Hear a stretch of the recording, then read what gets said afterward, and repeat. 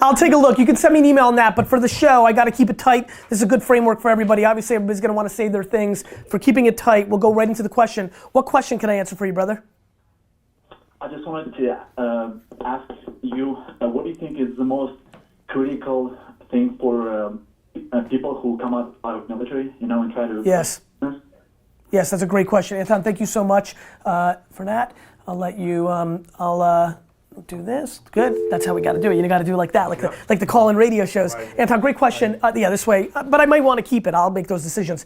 And Anton, I think when you make a transition from military to the private sector, you've got to readjust to the new framework. So many people struggle with transition from whether it's the education system, the military system, the government system, into the private sector where the market controls, where you have bureaucracies and these big machines. They're not always playing by market dynamics. So the biggest transition is understanding the market is in control, not your general, not your general's general, not your boss's boss, not the bureaucrats, not the politicians. No, the market. And so to me, when you go into the private sector, understanding that. Now, obviously within an organization or corporation, which is more similar to those dynamics, you'll play those politics, but if you go into entrepreneurship, it's a whole different game. The market gets to decide, and understanding that the way you've had it before is not the way you're gonna have it forward is extremely important. You've gotta be prepared for that market dynamic. Way too many people getting punched in the face by the market, go ahead, and not being able to adjust. And so I think that to me is what stands out as the biggest vulnerability of people transitioning from the military. Very structured system, one that they go through the scales of the organization, and then going into the private sector, especially entrepreneurship, it is a wild, wild west opportunity. Who are we talking about here? Ren Singh. Ren? Ask Gary V call-in show. Hello? Ren? Gary? Yes, this is Gary Vaynerchuk. Dude, no way, this is so crazy. Welcome to the Ask Gary V show. What can I answer for you?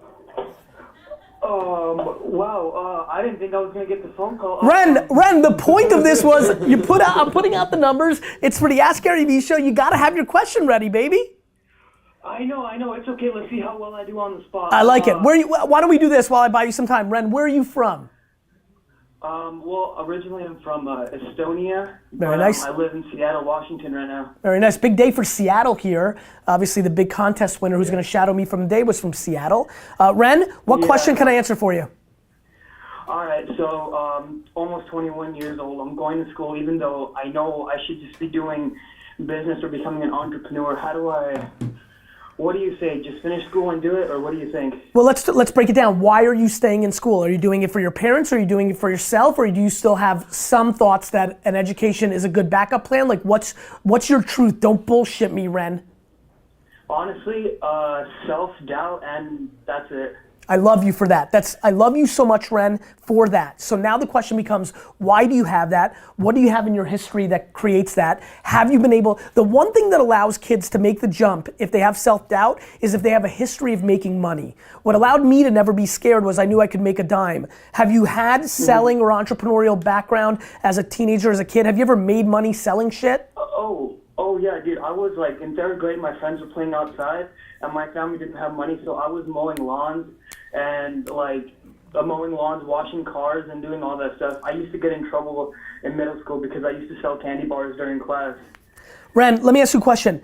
Are you willing to live in your parents' home or somewhere else, like real super ghetto basement, like with 7 friends? Like, do you need to be fancy because you want to hook up and play that part? Or do you want to, like, if it's burning you inside and you're willing to live very humbly and eat shit food for a while and not have fancy things and just work on your business, then you can make that jump. You know, that's really what it comes down to. Mm-hmm.